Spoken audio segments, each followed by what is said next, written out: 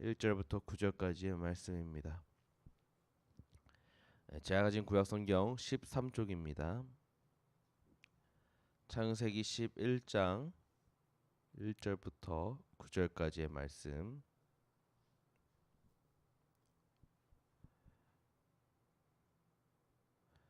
다 같이 우리 교독하며 봉독하도록 하겠습니다.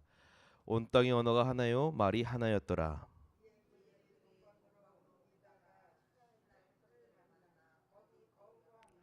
서로 말하되 자 벽돌을 만들어 견고히 굽자 하고 이에 벽돌로 돌을 대신하며 역청으로 진흙을 대신하고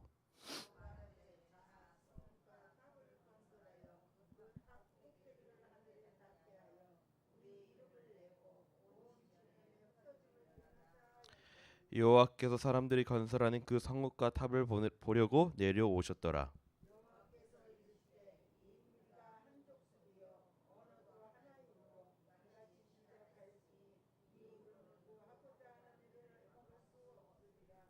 자 우리가 내려가서 거기서 그들의 언어를 혼잡하게 하여 그들이 서로 알아듣지 못하게 하자 하시고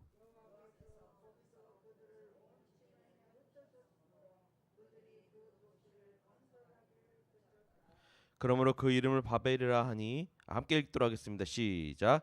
그러므로 그 이름을 바벨이라 하니 이는 여호와께서 거기서 온 땅의 언어를 혼잡하게 하셨음이니라. 여호와께서 거기서 그들을 온 지면에 흩으셨더라. 아멘.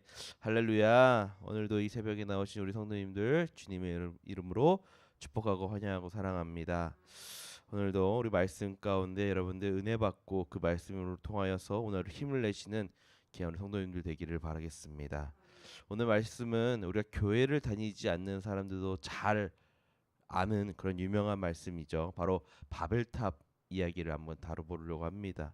오늘 본문은 사람이 자기들의 힘을 의지하고 또한 자기들의 영광을 나타내려고 했을 때 어떠한 일들과 어떠한 상황들이 보여지는지 너무나 잘 보여주고 있는 귀한 말씀입니다. 여러분들 인류의 역사에서 한 번도 하나님처럼 되고자 하는 욕심은 한 번도 멈춘 적이 없었습니다. 그러니까 홍수 이후에 여러분 새 인류가 나타나게 되었는데 그때도 어김없이 욕심은 번성하게 되었다는 것이지요. 도대체 사람의 이런 뿌리 깊은 욕심은 어디까지 높이 치솟는지 아무도 모르겠다는 거죠. 하나님을 배제한 채 가장 높아지고 영원한 생명을 얻으려는 이 어리석음은 언제쯤 멈출지 너무나도 잘 모르겠습니다. 그래서 본문은 이 인류 근원에 있는 이런 욕심의 문제와 또 그것에 대한 하나님의 반응과 또 그것에 대한 조치에 대해서 이야기하고 있는 그런 말씀입니다. 그래서 1절에 보면은 여러분 언어가 몇 개였다고요? 하나였다라고 나옵니다. 여러분 언어가 하나였다는 것은 하나님을 찬양하기 위해 연합하도록 돕는 하나님의 선물이었다라는 것이죠. 하지만 그들은 이런 하나님의 선물을 까먹고 잊은 채 이런 하나님의 언어를 하나님께 찬양하는 데 쓰지 않고 본인들의 죄악된 그런 욕심을 채우기 위해 사용했다는 것입니다. 그래서 2절 말씀을 보면 이에 그들이 동방으로 옮기다가 시날 평지를 만나 거기 거류하며라고 나와 있죠. 여러분들 동방으로 옮기다가 시달 평지에 거류했다는데 여기 단순하게 이 사람들이 여기에 모였다라고 생각하는 것이 아니라 여기서 이 사람들이 마을을 짓고 성을 짓고 하나의 국가를 세우려고 했다라는 그런 뜻이라는 거예요. 왜 그러면 3절을 보면은 벽돌을 만들어 견고히 굽자라는 그런 말씀이 있습니다. 여러분 벽돌을 제작하는 것을 넘어 굽는다는 것은 여러분 오랜 시간에 걸쳐서 만드는 작업이기 때문에 이들이 세우려고 하는 이런 건물들은 그냥 단순하게 이들이 잠깐 있다가 갈 그런 집을 짓는 것이 아니라 오랜 시간 동안 특별하게 건물을 제작하려고 하는 이 사람들의 인간들의 의도와 마음을 우리가 이 말씀을 통해 확인할 수가 있다는 것이지요.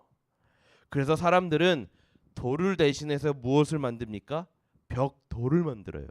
그리고 진흙을 대신하여 역청으로 높은 탑을 쌓기 시작합니다. 여러분 이 말씀을 보면 알 수 있듯이 이 당시에 사람들의 문명과 또한 기술이 예전보다 발전되었구나라는 것을 의미하는 구절입니다. 그러니까 돌과 진흙을 대신해서 벽돌과 역청으로 건축 재료로 사용함으로써 그들은 이제 이전보다 더 높은 건물을 세울 수 있는 자신감이 생긴 거죠. 그러다 보니 여러분들 우리가 이렇게 잘 쌓다 보면 우리가 짓고 있는 성읍 또 우리가 이제 올리려고 하는 이 탑이 하늘에 닿을 것 같은 욕심을 넘어 이자들이 망상에 빠지게 되었다는 겁니다.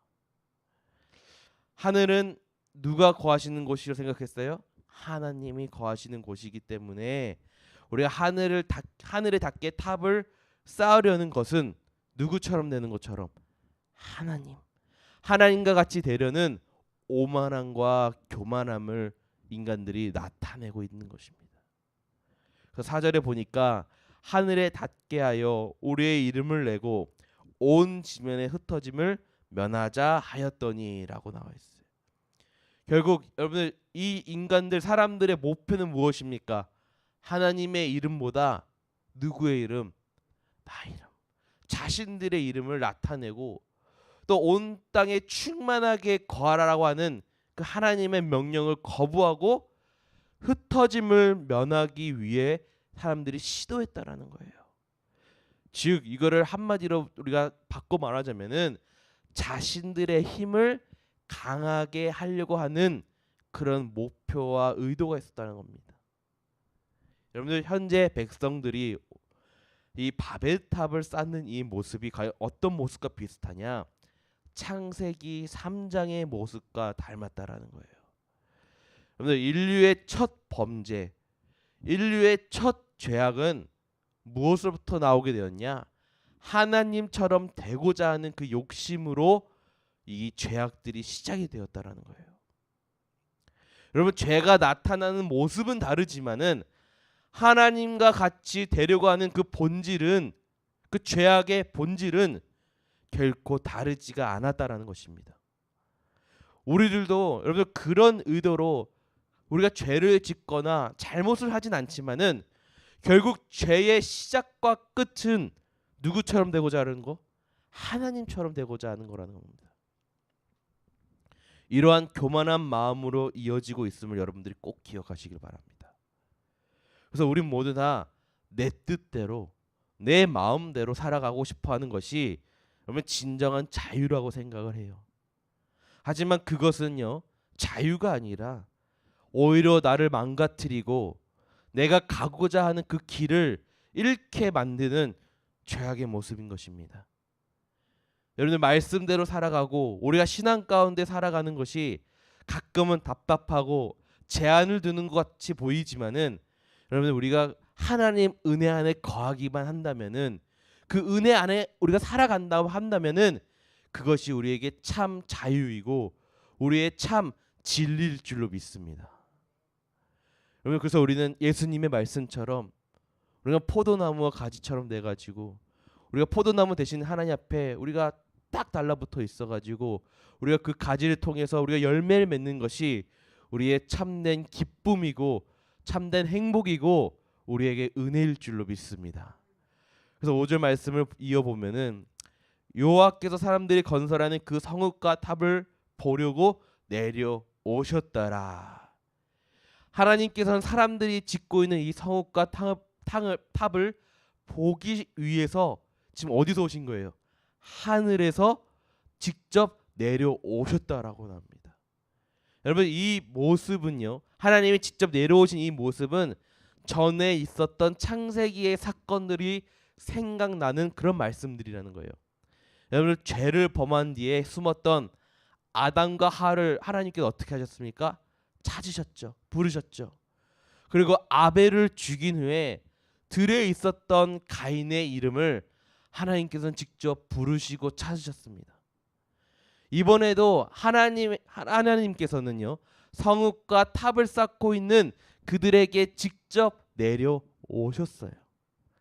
이것처럼 하나님은 하늘의 높은 보좌에서 이 땅을 주의하여 살피고 계시고 연약한 죄인들을 위하여 하나님께서 직접 찾아오시는 분이시라는 겁니다.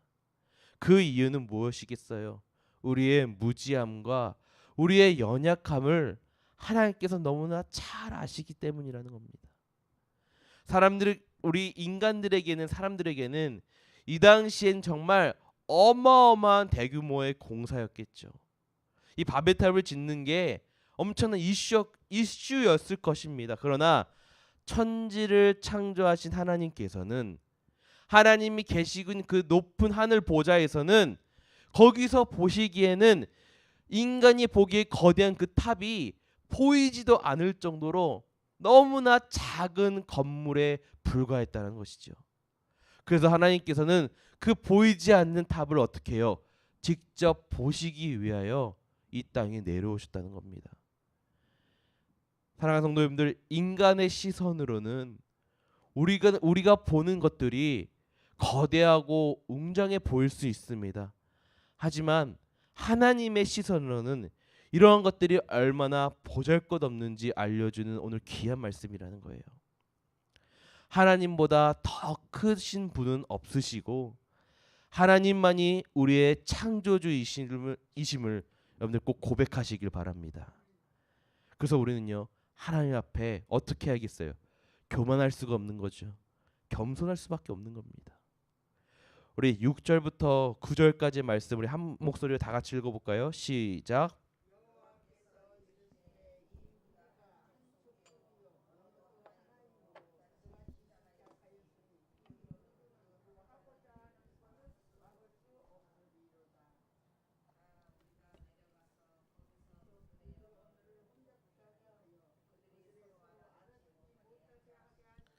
여호와께서 거기서 그들을 온 지면에 흩으셨으므로 그들이 그 도시를 건설하기를 그쳤더라.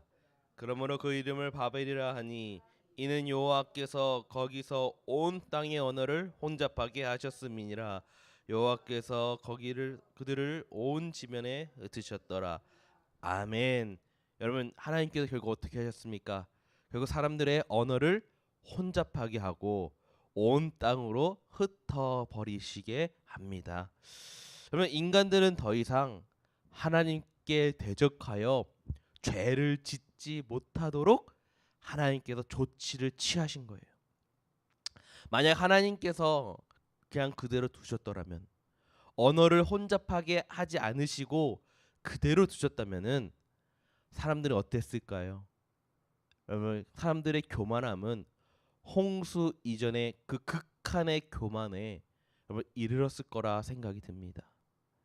그러면은 홍수 때와 같이 그런 가슴 아픈 그런 심판이 임했을 텐데 여러분 오히려 거기까지 가지 않으시고 언어만 다르게 하여서 흩어지게 한 것은 어찌 보면 이것 또한 하나님의 은혜였다라는 것이죠.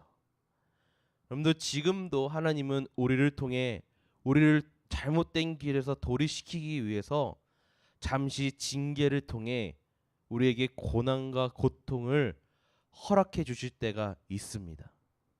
하지만 그것이 궁극적으로는 여러분들 우리의 생명과 복을 누리게 한다는 점에서 우리의 하나님이 주시는 고통과 고난은 하나님의 은혜다라고 우리가 고백할 수가 있다는 것이죠.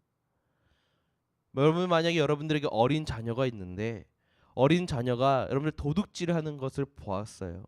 그러면 우리 성도님들 어떻게 하시겠습니까? 그냥 두실 거예요? 아니면 혼내시겠어요? 당연히 혼내시겠죠. 여러분들 가만히 두는 게 여러분 참 부모? 여러분 아니라고 생각합니다. 혼을 내면서라도 이것이 잘못된 일이라고 알려줘야 된다라는 거죠. 부모가 그 자녀에게 화풀이하기 위해서 고통을 주기 위함이 아니라 나중에 어른이 돼서 바르게 자라기 위해서 그렇게 부모가 아이에게 훈육을 하고 혼을 내는 것처럼 하나님께서도 어떻게 해요? 우리가 항상 바른 길로 가기 위하고 또 우리가 그 길을 안내하기 위해서 하나님께서는 우리에게 알려주신다는 말씀입니다. 그러면 우리가 사랑하는 성도님들 고통과 고난 가운데 있을 때 하나님을 원망하기보다는 우리가 더 깊은 뜻을 가지고 있는 그 하나님의 크신 사랑하심과 계획하심을 우리가 오히려 감사함으로 고백하시기를 간절히 축원드립니다. 사랑하는 성도님들 오늘 말씀을 마무리하려고 합니다. 오늘날에도 여러분들 수많은 사람들이 여전히 욕심과 망상에 사로잡혀서 또 다른 바벨탑을 쌓아 올리고 있습니다.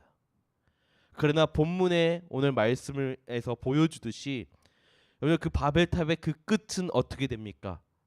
결국 흩어짐, 곧 허무함과 비참함만 남아 있을 뿐입니다. 여러분들 주님의 높고 위대하심을 우리가 고백하지 않고 우리가 매일매일 하나님의 말씀을 묵상하지 않을 때 여러분 우리가 바라보는 세상은 위대해 보이고 우리의 세상은 더 커 보이고 우리 안에 있는 욕심은 점점 더 커질 수밖에 없습니다. 하지만 창조자이시고 구원자이시는 그 하나님을 우리가 날마다 우리가 체험하고 그 하나님을 우리가 만날 때마다 비로소 우리는 나 자신이 얼마나 작고 얼마나 연약하고 내가 얼마나 부족한 자인지를 우리가 인식할 수 있게 된다는 거죠. 그렇게 될 때 우리가 누구를 찾게 되겠습니까? 크신 그 하나님, 우리의 창조주 되시고 우리 대신 그 하나님의 은혜를 우리가 구하게 될 줄 믿습니다. 그래서 우리 성도님들 어떻게 해야 돼요? 우리가 진정 날마다 이 새벽 제자리에 나와가지고 기도하실 때 여러분들 우리가 무엇을 위해 놓고 기도하는 것도 중요하지만은 날마다 자기를 부인하는 그런 삶을 살아가고 또 그런 고백을 드릴 수 있는 오직 하나님의 이름만을 높이 드러낼 수 있는 저와 여러분 우리 계암교회 성도님들이 되시기를 간절히 축원드립니다. 우리 함께 찬양하도록 하겠습니다.